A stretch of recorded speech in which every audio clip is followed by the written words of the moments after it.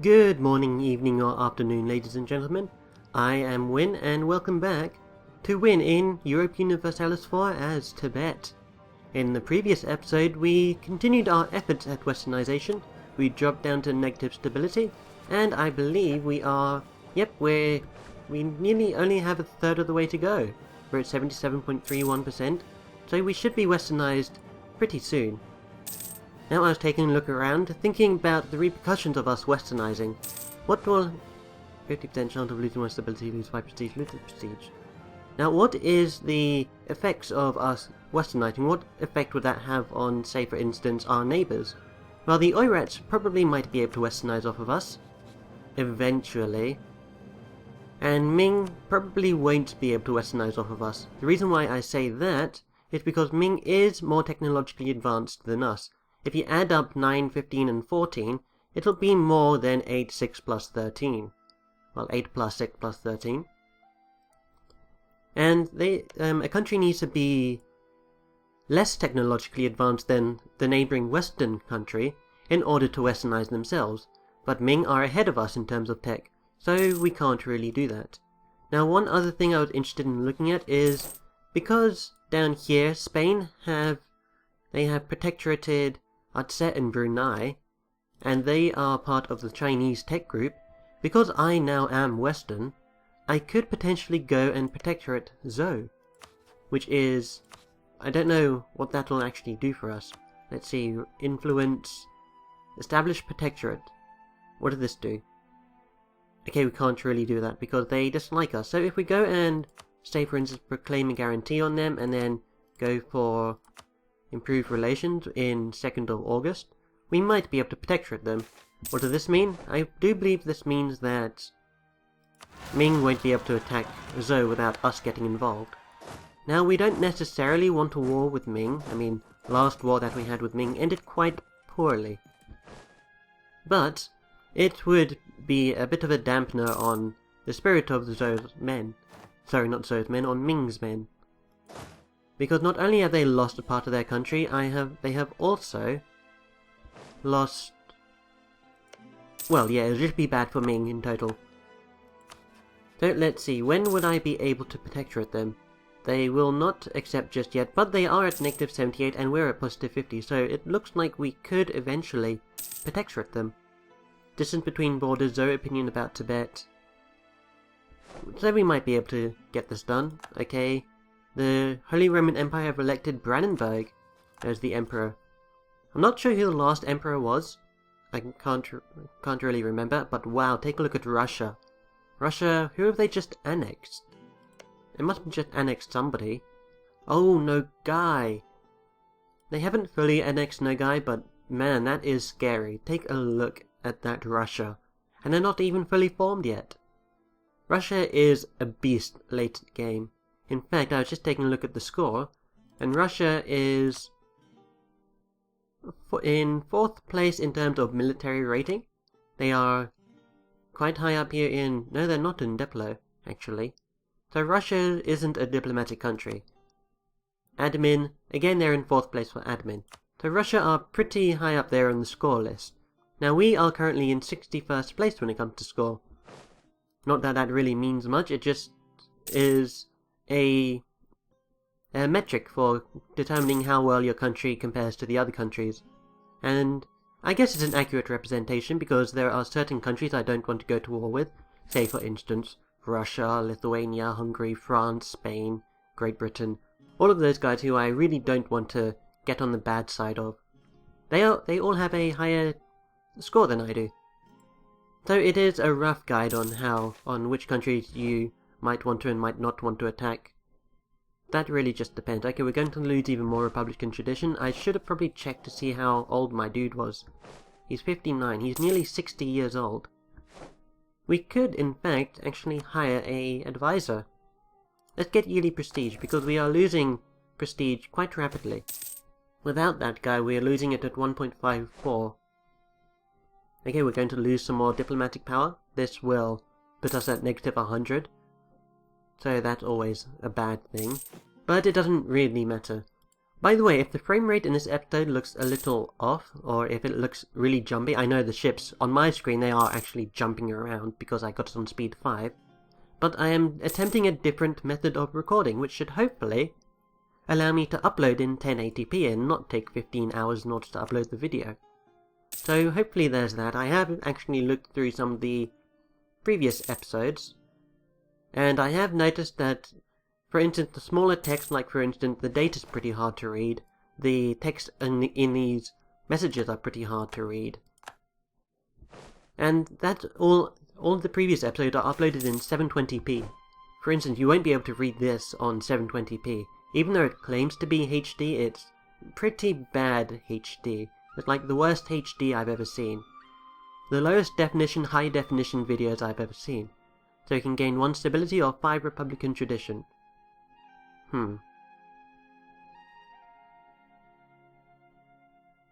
Should I gain the stability? What happened last time we lost Republican tradition? Bunch of revolts happened. But this will give us extra stability. Let's do it. I'll suffer the repercussions later. Click first, think later is definitely not what you should do in these Grand Paradox strategy games. Now, in terms of westernization, how far along are we? We are nearly there. We are about to finish in 1633, so January of next year. Okay, what do these things give us? Peasants resist westernization. Ignore their demands. Okay, that seemed like a pretty simple event, unless it was actually glitched. It would either have nothing happen, or lose westernization progress. And guess what I chose? Have nothing happen. Now we are still gaining some money. During our westernization, the cost of the advisors actually increased by 50%, I believe. So these guys will probably be cheaper as of the end of this month, the 1st of January 1633. And then hopefully we'll have access to Western units. We currently have... Let's see, where are our units? We're still in the Chinese unit tech group. And we have completed our westernization, and it changed to Western tech. Now this means the morale of all of our dudes, all of our armies, is... at 0. Let's read this. Despite a long period of unrest and instability, and against all odds, we have managed to pull through and modernize our country's military up to the Western standards. Okay, I wouldn't say that was a particularly harrowing westernization attempt, but I guess. Does that actually affect our force limit? I think we have a bit more naval force limit than we used to, but I could be wrong about that. We have 25 of those, 15 of those. Okay, we are good. We're at 53 out of 53 army, but we should get some more ships. I'd like to get more barks. There we go. Actually, let us also... Why do we have provinces down here? Oh yes, of course, we annexed these guys. Okay, and in terms of our vassals, who do we still have? We still have Shan and we have Delhi. Shan are still Chinese tech group. I wonder if we can now protectorate Zhou. No, we can't. Tibetan based at... No. That'll be quite difficult. Can we protectorate Khmer? No, why? Because the Cambodian opinion of Tibet... Oh, right, I see. They still view us as a rival. We are not an equal nation to Khmer. We are much better than Khmer in terms of military strength and probably everything else. They are still a noble republic. Now what...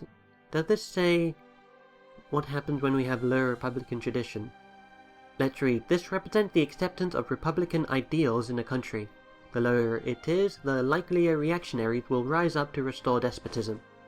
So I wouldn't be too upset if we became a despotic monarchy, to be honest. I'd say that would be pretty nice.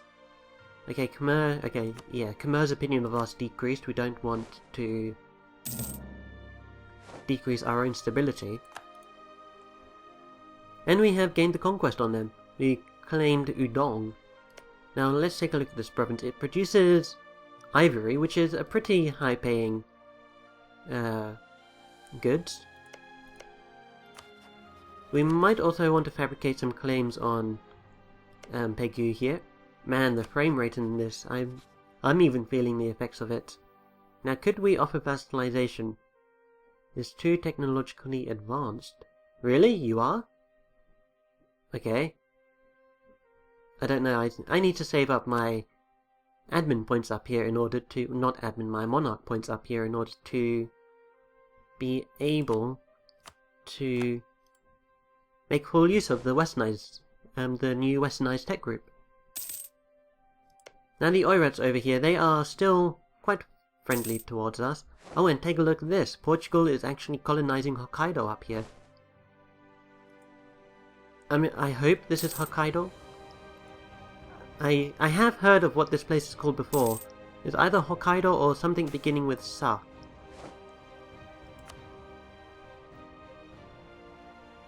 But yeah, oh man, look at poor Kazan. They're about to be eaten up by Russia anytime soon. In a personal union under Persia. Oh, in fact, they probably won't be eaten up by Russia anytime soon. But let's take a look at this. I wonder if Persia will be able to westernize. If we can get a border with Persia, they'll be able to westernize off of us, eventually. They're at 14, 15, 14. We are at 8, 6, 13. So no, they won't be able to westernize off of us, which is a pity. I'd have liked to see westernized Persia in order to help fight back Russia. Now the one good thing about Russia being Russia is they're not Western themselves, they're actually Eastern. Okay, Japan is requesting we come to their aid in war with Manchu. It's the war they have started. Sure, I'll help you. Who are Manchu allied with? Absolutely nobody. They're friendly towards us, but we are at war.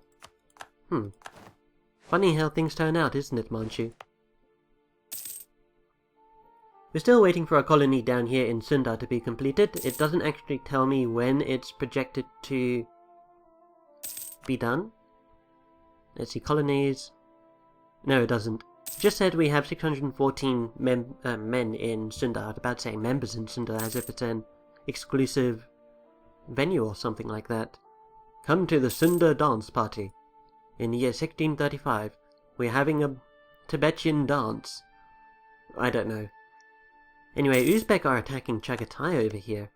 Over what? They're actually attacking Malwa, Nogai, Uzbek, and Kangra, sorry.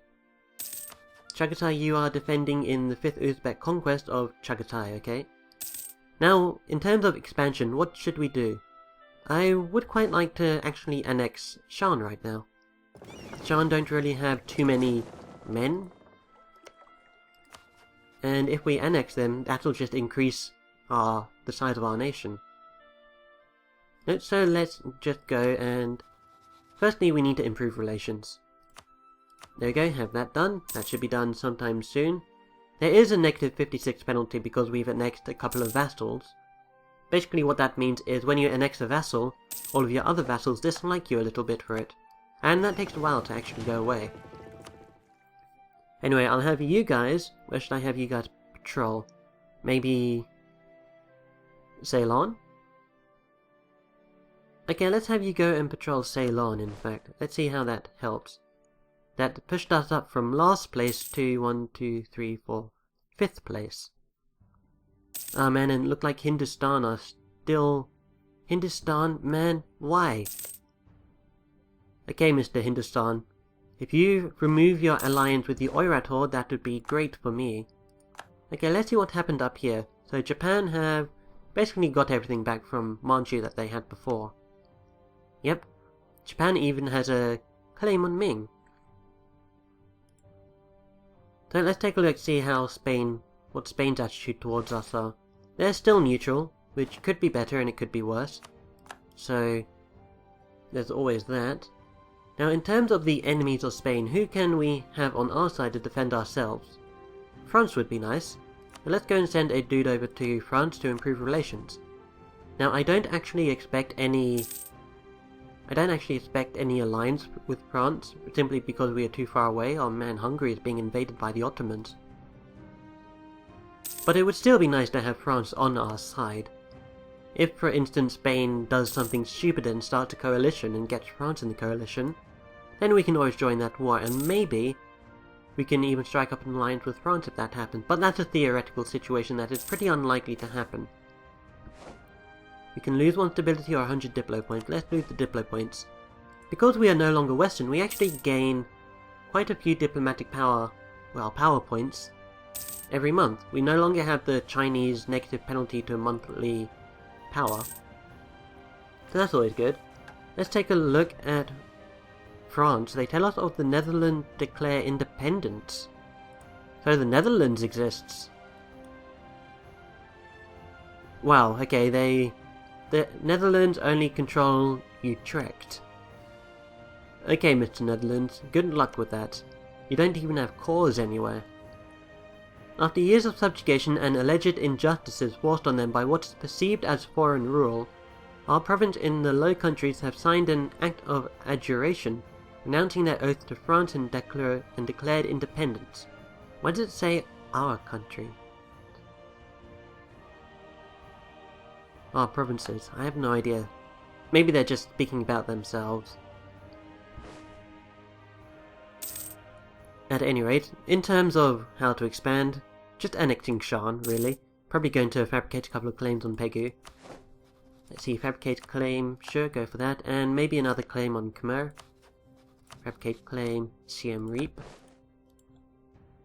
And yeah, when we've done that, we'll continue to colonize down here in the... whatever this place is, the Indonesian Isles.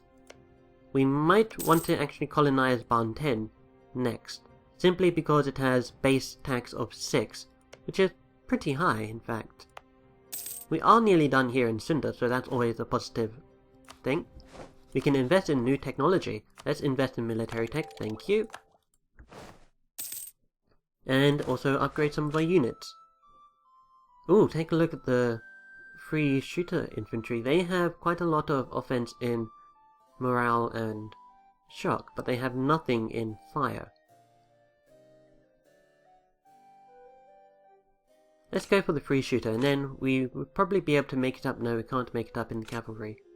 What about in the chambered demi-cannon? I guess that's okay. So there we go, we can hire a free military leader. We're not going to do that just yet. And actually we're one ship over our limit. Let's delete him. There we go, we are now on our naval force limit. The reason why you don't really want to go over your force limit is because it increases the maintenance required for each to maintain.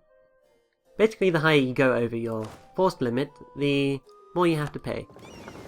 And I think it's exponential as well, which is quite bad for business. Okay, we need to reclaim power in the Bengal trade node, and we still really need to attack Hindustan. In fact, can we... Okay, Oirat are Tech 12, Hindustan are Tech 13, we are actually at Tech 14, I believe. Okay, when we take up to Tech 15 in military, we'll attack Hindustan. Just attack them outright. Because by that time we will have military tactics increased. Oh, the Oirat Horde is requesting come to their aid in the conquest of Malwa against Malwa. Okay, sure. Now, oh man, this does mean we're actually allied with Hindustan. I was about to say, if Hindustan don't join this war that we've joined with the Oirat Horde, we could then go and attack Hindustan. And because we're allied in a war with the Oirats, they wouldn't be able to join... And the Oirats wouldn't be able to join our war, if that actually made any sense. To be honest, I've nearly completely forgotten what I have just said. So let's take a look at how these battles are going. It looks like the Malwa army are running around, just pretty much being defeated. They're being invaded from the north and the south. Man, Malwa, 33% already. When did this war start? 1 year ago, and already at 34%. So we have improved relations up here with France. Let's see if we can get any alliance going on. No, distance between borders is too great. So who out of Spain's rivals can we improve relations with? Maybe the Ottomans or Austria? Let's go and improve relations with the Ottomans. Improve relations, there we go. We still have 2 more guys free, so let's go up to Russia and let's say, hey Russia, please don't attack us, we are very nice. And this is why we are very nice people. We do not wish to engage war with you, and the part that we don't tell them is not yet anyway. And we are just going to... yeah, let's invest in the next idea. Not next idea, next admin tech. And during the next tech up for admin tech, we can actually get another idea group, which would be perfect for us. I am definitely going to be taking trade. In fact, might as well go and take a look at this right now. Next ideas. What does trade give us? Trade gives us global trade power, another merchant, trade range, efficiency, trade steering, and national trade income. What if we go for economic ideas? National tax, build cost. No, I'm not too fond of the economic ideas. I think we'll just go with trade in the next time. Let's see, mercenary cost, core creation. That's also pretty okay. And when we complete the trade ideas, we get one more merchant. So we need to basically, in terms of trade, we need to get Hindustan out of Bengal. Like, pretty quickly. Not pretty quickly, but it's quite high on the priority list of things to do. Because they are, take a look at this, they are taking 12 trade away from us. In fact, that's not even Hindustan, that's Persia. Persia? What the heck? Okay, Malwa have just lost their war. They are ceding a couple of provinces to the Oirats, and they're releasing some people. Ooh, I can actually fabricate claims on these guys. Thank you very much. Let's see, I don't have a claim on that province. So let us just wait for our dudes to come back from here. We have gained the Revolutionary War against... okay, we don't even need to fabricate claims. So let's see, should we invest in this global settler increase? Yeah, sure, we don't really need the range just yet. Let's hire a new dude. Let's go for... in fact, how old is our guy? He's probably very old. 67 years old, yeah, I don't expect him to live until 77. So let's get a military candidate. And then let's find a new military advisor. Let's get land maintenance. And as for the Diplo guy, we're at positive 8.5 income. Let's get a diplomatic relations guy. There we go. Now I think we have finished improving relations in Shan. We have. And he's just basically there now to maintain it. We have good relations, or maximum relations. And there goes Sunda. Let's click the Annect Vassal button on Shan. And then over here down here, let's send our colonists over here. Now the reason why we could do this now, instead of why we couldn't do it before, is because we actually have a province next door. So you can colonize any uncolonized provinces that are in range, or you can colonize uncolonized provinces that are right next to one of your core provinces. Usually. There is a little glitch revolving around that, but that's generally how it works. So Zoe, are you still interested in a protectorate? An alliance? Protectorate? No, not just yet. What if can I at least offer you an alliance or something? If I offer you an alliance, would you then accept a protectorate? You might be able to. How high up are you in the... what, we haven't even sent a guide to improve relations with you? That's a bit... I'm pretty sure I sent a relations guy up there. I could be wrong, mind you. At any rate, though, I do believe that will be it for this episode. I thank you guys for joining me, and I will see you next time.